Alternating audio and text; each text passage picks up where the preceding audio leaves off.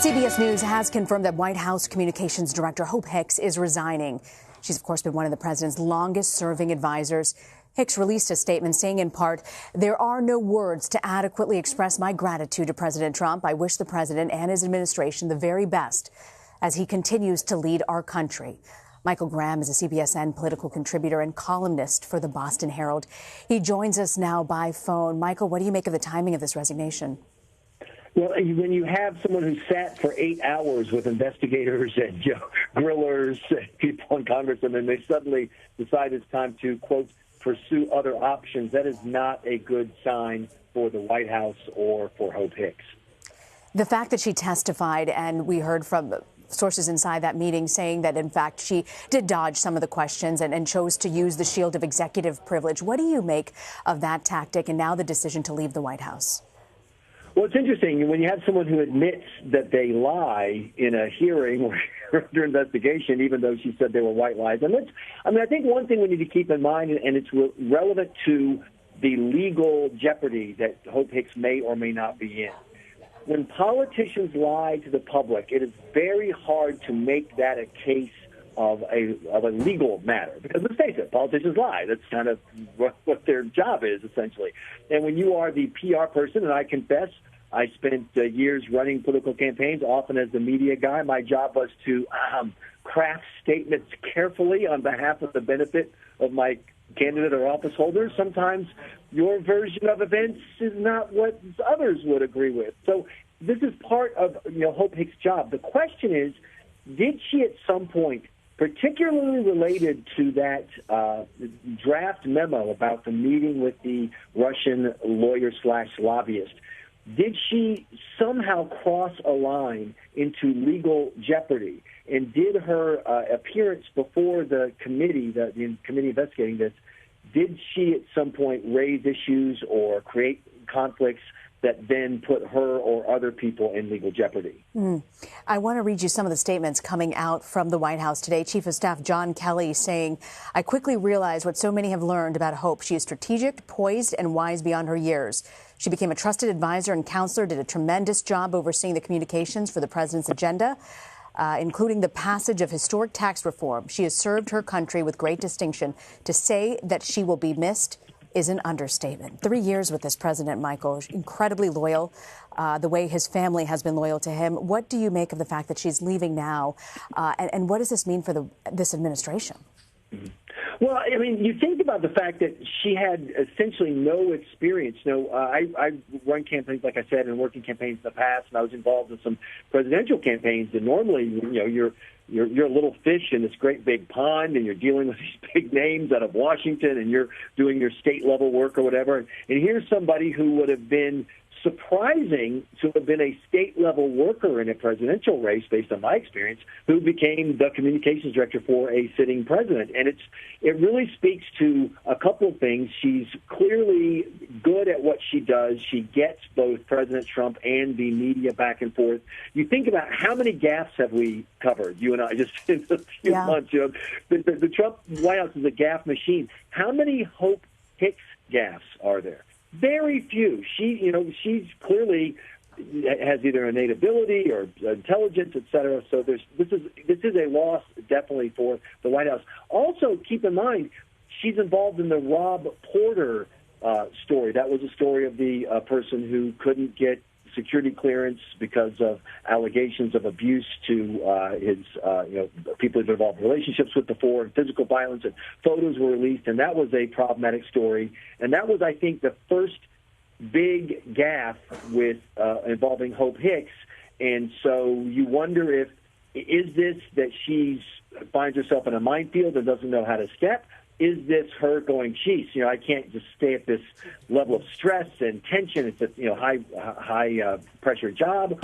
Is it a combination of the two, or is it something else that we don't know yet? Once again, resulting from, I believe, if I remember correctly, either 8 or 10 hours speaking to the members of this committee. Yeah, Michael, it's hard to tell. Was it what she said yesterday where it came out? She said sometimes in her job she was forced to tell white lies, but never did she tell a lie, according to her, in regards to this Russia investigation. Was it that? Was it the Rob Porter affair? The fact that she wrote and drafted this statement even though she had this relationship with Rob Porter and stood by him? Right.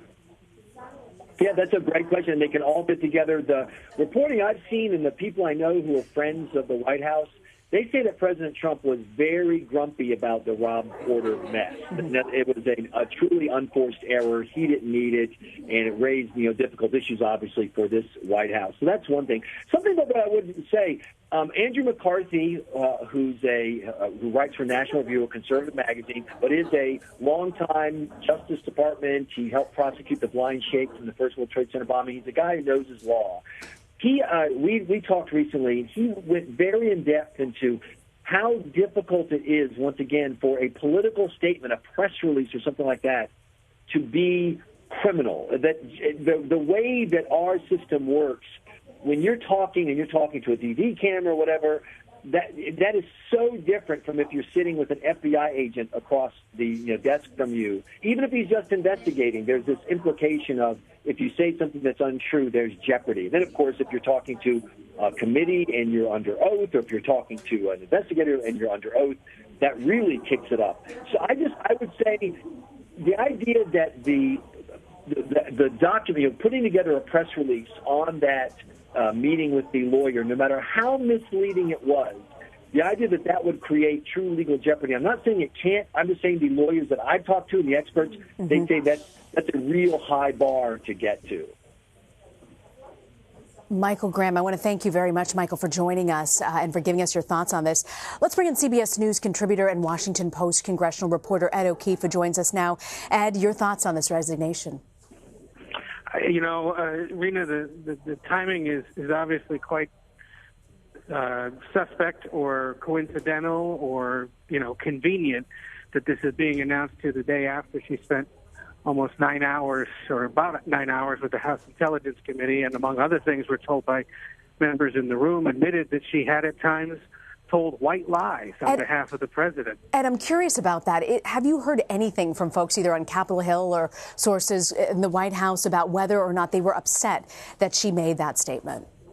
I haven't, but Rena, frankly, I've heard from colleagues of ours who are upset by that because it suggests that her credibility as the president's top spokesperson or communications strategist may have been compromised all along if she's admitting that at times she was telling tall tales on his behalf. And frankly, any other communications professional outside the administration who ever walked into a congressional committee and said such a thing probably would have to tender their resignation, if only because they understood that the press might not be able to work with them anymore or take them seriously. And in this case, according to reports at least, she's saying that her she'd done everything that she could and had accomplished plenty and was planning to go here the next few days. But again, the fact that this is being announced the day after she testified, and frankly also, Rita, the day after we really kind of saw her in public outside the West Wing in a very prominent and visible way for the first time in quite some time, suggests that perhaps this was all part of an elaborate plan to testify, say what she had to say, possibly face other legal repercussions for that, and then make her way out of the White House. Yeah. I want to read you the statement that the president put out as well. Hope is outstanding and has done great work for the last 3 years. She is as smart and thoughtful as they come, a truly great person. I will miss having her by my side. But when she approached me about pursuing other opportunities, I totally understood. I am sure we will work together again in the future. From that statement, you think they parted on good terms? Well, yeah, and remember that this also comes now a few weeks after the revelations regarding the president's secretary, Rob Porter, who, of course, handled sensitive information, but clearly had faced some questions about his own personal background. And she had a relationship with Rob Porter. In the midst of all that, she was criticized for being involved with trying to explain what the White House knew and didn't know. And there was some criticism that perhaps she was trying to protect a man who, at the time at least, she had a romantic relationship with, and may in turn have created what really turned into a nearly 3-week ordeal for the White House and the questions about security clearances and the management of senior staff and what they can and cannot see in the course of everyday business. So also important to remember, and that's why she earned a presidential statement here in her departure, that this is somebody who has been by the president's side since he was a long-shot Republican presidential candidate. It was about 3 years ago this week that that Trump sort of first floated the idea of curtailing his television career and launching a presidential bid that was dismissed by most, but was believed and devoted to by a few, and she was certainly one of those. So another significant departure from the Trump orbit, and somebody who knows a lot, frankly, about what's gone on over the last 2 years. Yeah. And if she's in any other legal risk, one wonders if she's not going to have to end up sharing more details as investigations continue. You know, Ed, you talk about the staffing, too, at that White House. We've seen, I believe, correct me if I'm wrong on the numbers, almost 36 people who have been downgraded on their security clearance. We've got the staff secretary replaced, now communications director. What does this speak and say on the administration's part of staffing this White House, and who is likely to replace her? It just signals that there is obviously continued churn and chaos in the West Wing. It's been a little more than a year, and normally folks in these positions will last about 2 years. But in some respects, and especially in the Hicks case, they've been involved almost 3 years, given that they were involved with the campaign as well. And so, this simple burnout may be part of the problem here. But certainly all of this continues to raise questions about the organization of the West Wing, the discipline that's put behind checking to make sure that folks who are working there are deserving of that and cleared to do so. And, should this departure come swiftly and cleanly, perhaps there won't be as many questions, and there'll be some understanding that this is somebody simply who's put in a lot of time at a young age and has a pretty high stakes in the process. But it certainly adds to the questions about stability and churn right now in the White House. Ed O'Keefe, Ed, if you can hang with us for a second, I want to bring in CBS News Justice reporter Paula Reed. She comes to us from Washington. Paula, it's hard to ignore the fact that she testified some 8 hours yesterday, and now we're seeing this resignation. What do you make of this? I don't want to read too much into it. That would be purely speculation at this point. There's plenty of people who have churned through this White House. It's a very intense situation, so we shouldn't draw any conclusions from the fact that she was testifying before Congress yesterday and then submitting her resignation today. I know a lot was made of some of the comments that she made during that testimony, but nothing stuck out as a smoking gun. Is there a concern that potentially, is she in any way, are you hearing from anyone that she's concerned about being in any sort of legal jeopardy here? Well, she's certainly a part of the Mueller probe. She was an integral part of the campaign and an integral part of basically the president's entire time in the White House. She was in a lot of important meetings. She knows what was said. She knows what went into crafting certain statements, pivotal parts that are being examined under the Russia probe. But at this point, there has been no suggestion that she is personally under criminal investigation or a target of this inquiry. At this point, we only know her to be a witness. Okay, and so the fact that she's resigning now, what else are you hearing from folks in the White House and in Washington? Well, this is certainly a shocking news here in Washington because she's one of the president's longest serving advisors. She's someone who, despite all the churn over the last year, has managed to hang in there and stay with the president and help him in his communications department. She is also considered to be in some of these rankings here in Washington, one of the most powerful people in town. So the fact that she is stepping down from her post to pursue outside opportunities, it's quite a shock. But as you noted, a lot of people's minds instantly go to this congressional testimony and then to Mueller. But at this point, there's no indication that the two are connected. And Paula, anything new on the Mueller front that you've been hearing of today? Well, we know that we have a trial date now for Paul Manafort's trial, September 17th. So just a few weeks before the midterm election. So that's pretty much a guarantee that the Mueller probe will continue through the midterm elections, and you're going to have a very high-profile trial of the president's former campaign chairman in the weeks leading up to those very important midterms. Paula Reed. Paula, thank you for joining us. I want to bring back in Ed O'Keefe, Washington Post congressional reporter and CBS News contributor. Ed, what are you hearing on Capitol Hill? I mean, there's a great deal that Hope Hicks did for the president on a personal level. She's been by his side from the beginning, really from accounts of people close to the president, understood him. Who fills that void at this point? It's a good question. And, Ms. Hicks is a sort of lesser-known entity up here at the Capitol because, frankly, she's been at the president's side and in the room with him, both in New York and now at the White House over the last several years, and is one that keeps an incredibly low profile. You don't see her up here at the Capitol when the president comes or when other administration officials come. For example, earlier today when the president was here for the Billy Graham tribute, he was accompanied by Sarah Huckabee Sanders, the press secretary.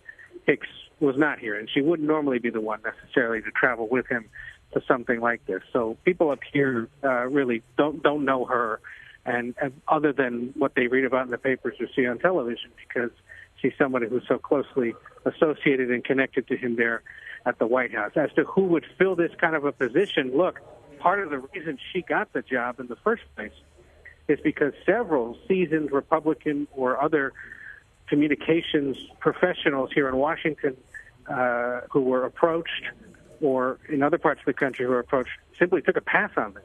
Mm-hmm. They didn't want the job, mm-hmm. and it'll be curious to see whether they find somebody who comes out of professional Republican politics or sort of Washington political handling, so to speak, who may want to be able to step into this role, or who frankly could step into the role and have the president's trust in his ear the way that she has over the last several. So, yeah. And we'll see. It is an incredibly stressful job, and folks close to her have said apparently their side of it is that she's wanted to step down for months, even before she testified yesterday. I want to ask you, though, in particular, when you talk about this role and being so close to the president and how difficult it is to fill this, where do you think this administration goes from here? Not just the Hope Hicks role, but just you're talking about staffing in the White House in particular.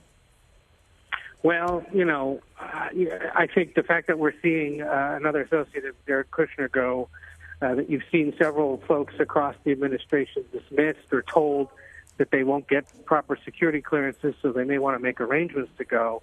All of it just speaks to the fact that this was a transition that was poorly managed and quickly executed, and it's a great lesson in why it is that so many who have been around presidents or presidencies have said that you really need to plan several months, if not almost a year in advance, for the possibility of stepping in to serve as president and run the government. And I think, throughout the last 15 months or so, you've certainly seen several examples of where poor planning led to these problems that continue to bedevil the administration today.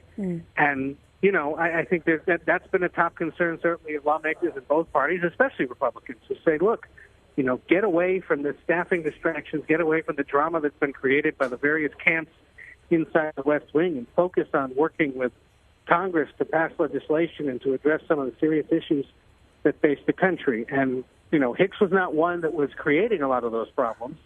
And to see her go means that the president loses a confidant, somebody who's been by his side through most of this.